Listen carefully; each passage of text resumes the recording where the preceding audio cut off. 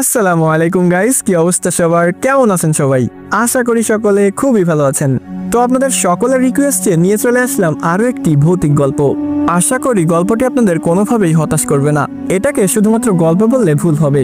এই গল্প শোনার পরে আপনি চলে যাবেন ভয়ের চূড়ান্ত পর্যায়ে। তো আর দেরি কিসের? আর কথা না বাড়িয়ে চলুন ঘুরে আসা যাক ভয়, রোমাঞ্চকর এবং রহস্যের দুনিয়া থেকে।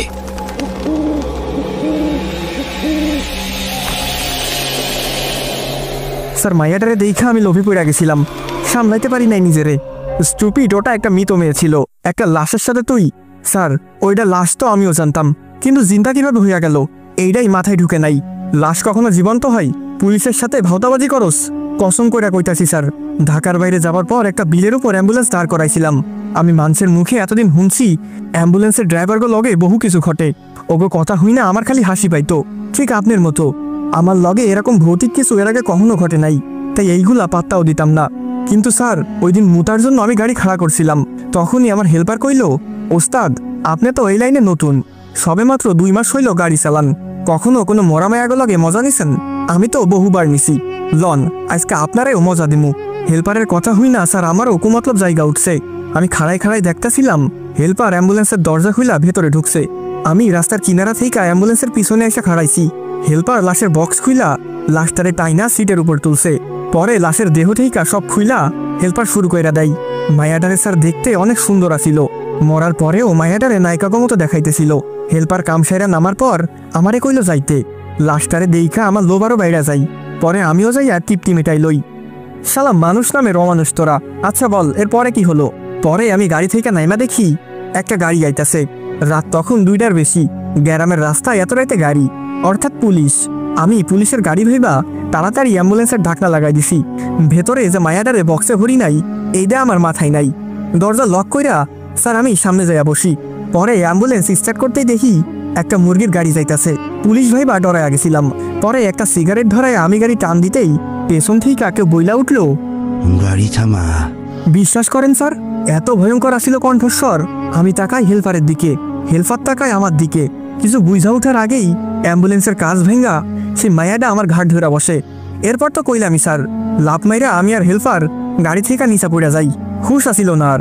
জ্ঞান ফেরার পর দেখি অ্যাম্বুলেন্স খালি। কসম স্যার, এর বেশি আমাকে কিছুই জানা নাই। ইন্সপেক্টর জয়নাল পুরো ঘটনা শুনে কিছুক্ষণ চুপ থাকে। সকাল থেকে ড্রাইভার আর হেল্পারকে ডান্ডা পেটা করে হাতাকাটা গেঞ্জি আর হাত প্যান্ট পরিয়ে বসিয়ে রেখেছে। পুরো থানা যখন নীরব, তখনই থানায় ওই মরা মেয়েটার পরিবার উপস্থিত হয়। ইন্সপেক্টর জয়নাল ব্যাপারটা নোটিস করার আগেই মরা মেয়েটার বাবা অর্থাৎ আকবর সাহেব চিল্লানি দিয়ে বলে, আমার মরা মেয়েটার লাশটাকে কোথায় লুকাইছস বল। এরকম ধমক দিতে দিতে আকবর সাহেব দৌড়ে এসে ড্রাইভারের কলার ধরে। ইন্সপেক্টর জয়নাল ব্যাপারটা সামাল দিতে চাইলেও ব্যর্থ হয়। আকবর সাহেব প্রচুর রেগে আছেন। উনি ধস্তাধস্তির মধ্যে ড্রাইভারকে আরো কয়েকটা লাথি আর ঘুষি মেরে দেয়। এসব দেখে থানায় উপস্থিত বাকিরা এসে হাজির হয়। সবাই আকবর সাহেবকে সামাল দিয়ে বসাই। উনি চেয়ারে বসে এবার হুট করে কেঁদে দিলেন। কান্না কান্না স্বরে তিনি বলতে লাগলেন, আমার মেয়ের অকাল মৃত্যুটা এখনো মেনে নিতে পারিনি। কোনো রোগ নেই, কিছু নেই, হুট করে মারা গেল। আল্লাহ তার বান্দাকে তার কাছে নিয়ে যাই। গ্রামে আমাদের পারিবারিক কবরস্থানে দাফন করবো ভেবে ঢাকা থেকে গ্রামে লাশ আনতেছিলাম। তোদের উপর বিশ্বাস করে লাশ গাড়িতে তুলেছিলাম। আমরা কেউ সাথে আসিনি, তাই লাশটা বিক্রি করে দিলি। কত টাকা লাগবে তোদের বল আমাকে, আমি দিতে রাজি। তবুও বল, আমার মেয়ের লাশটাকে কোথায় রেখেছিস? আকবর সাহেবের কান্না দেখে ড্রাইভারও নিজের মন খারাপ করে নেয়। ইন্সপেক্টর জয়নাল তখন মনে মনে বলে, দেখ ড্রাইভারের অভিনয়, আকবর সাহেব যদি জানে এই দুইটা তার মেয়ের সাথে কি করেছে, তবে কোর্টে তোলার সুযোগ দিবে না, এখানেই গুলি করবে। মরাবাড়ির মতো থানায় কান্নার বাজনা দেখা যায়। লকআপের অনেক কয়েদিও কান্না শুরু করে দিল। ইন্সপেক্টর জয়নাল এসব দেখে আকবর সাহেবকে বললেন, দেখুন সাহেব, অ্যাম্বুলেন্স অ্যাক্সিডেন্ট হয়েছে, ড্রাইভারের হেল্পারের আর গাড়িরও প্রচুর ক্ষতি হয়েছে। আমি বিষয়টা তদন্ত চালাচ্ছি। এই দুইটাকে তো আমি ঝুলাচ্ছি, আপনার মেয়ের লাশ বের করে আমি জানাবো আপনাকে। এরকম নানান টপিক আর যুক্তি বোঝানোর পর আকবর সাহেব মাতে রাজি হন। উনি থানা থেকে পরিবার নিয়ে বাড়িতে চলে যান। ইন্সপেক্টর জয়নাল ড্রাইভার আর হেল্পারকে লকআপে ঢুকিয়ে দিল। এরপর করিমকে বলে, আমার জন্য 1 কাপ চা নিয়ে আসুন আমার কেবিনে। করিমকে চায়ের নির্দেশ দিয়ে জয়নাল সাহেব চলে যান নিজের কেবিনে। করিম কিছুক্ষণ সময় নিয়ে চা বানিয়ে চলে গেলেন জয়নাল সাহেবের কাছে। টেবিলে চা রেখে করিম চলে আসবে, তখনই পেছন থেকে জয়নাল ডাক দিয়ে বলল, আপনার কি মনে হয় ড্রাইভার আর হেল্পার সত্য বলছে? সত্যি কি অ্যাক্সিডেন্ট হওয়ার পর লাশ গায়েব হয়েছে?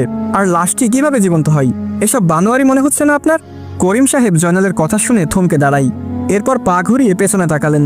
জয়নাল সাহেবের একটু কাছে এসে করিম ফিসফিস করে বলল, স্যার ওই রাস্তাটা ভালো না। কখনো নিজের চোখে দেখিনি ঠিক, কিন্তু অনেক শুনেছি ওই রাস্তার ব্যাপারে। করিম সাহেবের চোখে ভয় আর আশ্চর্যজনক কথা শুনে জয়নাল সাহেব বললেন, কি শুনেছেন ওই রাস্তার ব্যাপারে?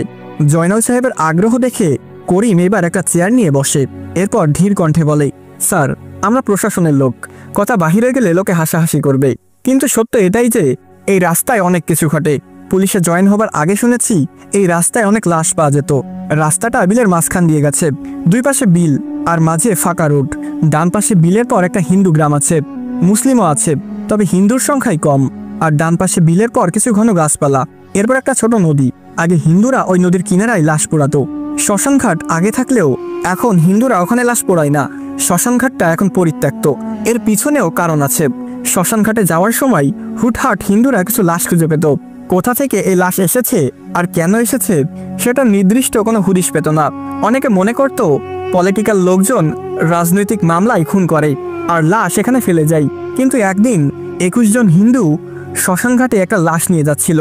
যেতে যেতে প্রায় সন্ধ্যা হয়ে যায়। ওনারা ওনাদের সংস্কৃতি অনুযায়ী লাশ পুড়িয়ে আসার সময় দেখে এক ভয়ঙ্কর ঘটনা।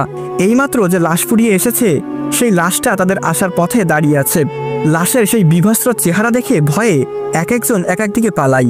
সেই স্থান থেকে ফিরে আসতে পারে মাত্র 12 জন, বাকি 9 জন ফিরে আসেনি। এলাকায় এসে তারা ব্যাপারটা সবাইকে জানায়। কেউ ভয়ে আর সেই দিন রাতে আসেনি। কিন্তু সকালে যখন ওই 9 জন ব্যক্তিকে খুঁজতে আসা হয় তখন শ্মশানঘাটে তাদের মরদেহ পাওয়া যায়। প্রতিটা মানুষের মাথা ছিল কাদার উপর, সবার গায়ে ছিল অসংখ্য কামড়ের দাগ। টুকরো টুকরো মাংস ছিঁড়ে খেয়েছে সে। তখন থেকেই পরিত্যক্ত সেই শ্মশান। কিন্তু ঘটনা নাকি থামেনি। কয়েকদিন পর পর ওখানে লাশ পাওয়া যায়, যাদের কেউ চিনে না, পুলিশকেও ইনফর্ম করে না, যেহেতু এটা ভৌতিক মামলা। স্যার আপনি ঠিক আছেন? হুট করে লাফ মেরে ওঠে ইন্সপেক্টর জয়নাল সাহেব। গায়ের লোম দাঁড়িয়ে গেছে ওনার। যতই বুঝাতে যাচ্ছেন তিনি ভয় পায়নি, কিন্তু করিম সাহেব ঠিকই ধরে ফেলেছে। জয়নাল সাহেবের অবস্থা দেখে করিম আবার বলেন, ড্রাইভার আর হেল্পারের কথা অনুযায়ী বিলের মাঝখানে তারা দাঁড়ায়। যদি আমি ভুল না হই তবে ওরা সেই ভয়ঙ্কর বিলের কথাই বলতেছে। আমাদের সেখানে যাওয়া উচিত। হয়তো পরিত্যক্ত সে শ্মশানঘাটের আশেপাশে মেয়েটির লাশ পড়ে থাকবে। করিমের কথা শুনে জয়নাল সাহেব কিছুক্ষণ স্তব্ধ হয়ে যান। এরপর অনেক ভেবে বলল, এখনই বের হই। ড্রাইভারকে বলুন গাড়ি নিয়ে আসতে। যে কথা সেই কাজ। 3 গাড়ি পুলিশ ফোর্স নিয়ে ইন্সপেক্টর জয়নাল সেই বিলে যায়। অ্যাম্বুলেন্স অ্যাক্সিডেন্ট হওয়ার স্থানে গাড়ি রেখে সবাই নেমে পড়ে। করিম জয়নালকে হাতের ইশারায় সে পরিত্যক্ত শ্মশানঘাটটা দেখায়। জয়নাল সাহেব সবাইকে নিয়ে নেমে যায় বিলে। এরপর বিল পেরিয়ে প্রবেশ করে সেই ঘন জঙ্গলে। এরপর শ্মশানঘাটে আশেপাশে অনেকক্ষণ খোঁজাখুঁজি করার পর একজন চিৎকার দিয়ে বলে, স্যার পেয়েছি। ওনার ডাক শুনে সবাই ছুটে যায়। শ্মশানঘাটে না, ঘন গাছপালার সাইডে পড়ে আছে মেয়েটির লাশ। 2টা চোখ তুলে ফেলা হয়েছে, একটা হাতের অর্ধেক কামড়ে খেয়ে নিয়েছে। উলঙ্গ নিথর দেহ পড়ে আছে কিনারায়। জয়নাল সাহেব কিছু বলার আগেই করিম সাহেব বলেন, স্যার ধারণা সঠিক। ড্রাইভার আর হেল্পার মিথ্যা বলেনি। তাড়াতাড়ি লাশ নিয়ে এই স্থান ত্যাগ করি, বলা যায় না কখন কি হয়। জয়নাল সাহেব করিমের কথা শুনে দ্রুত লাশ প্যাকেট করে। এরপর সেই স্থান ত্যাগ করে চলে আসে রাস্তায়। এতক্ষণে বিলের ডানে থাকা স্থানীয় লোকেরা জড়ো হয়ে গেছে। তারা এসে নিজেদের মাঝে নানান কথাবার্তা চালিয়ে যাচ্ছে। জয়নাল সাহেব এক ফাঁকে একজনের কথা নোটিস করেন। তিনি বলছিলেন, দেখ দেখ, আজ 4 মাস পর আবারও একটি লাশ। এই শয়তানের হাত থেকে যে কবে আমরা রক্ষা পাবো। জয়নাল সাহেব ওনার কথাটা শুনে আরো শিওর হলেন এই স্থান ভয়ঙ্কর। তিনি তড়িঘড়ি করে লাশ আর একটি অ্যাম্বুলেন্সে তুলে রওনা করেন। থানায় এসে লাশটাকে পোস্টমর্টমের জন্য পাঠানো হয়। যদিও আগে মেয়েটির পোস্টমর্টম হয়নি, যেহেতু এইটা কোনো আত্মহত্যা বা খুনের কেস ছিল না, কিন্তু এখন তো এটি একটি ক্রাইমের সাথে যুক্ত হয়েছে, অতএব পোস্টমর্টম করা জরুরি।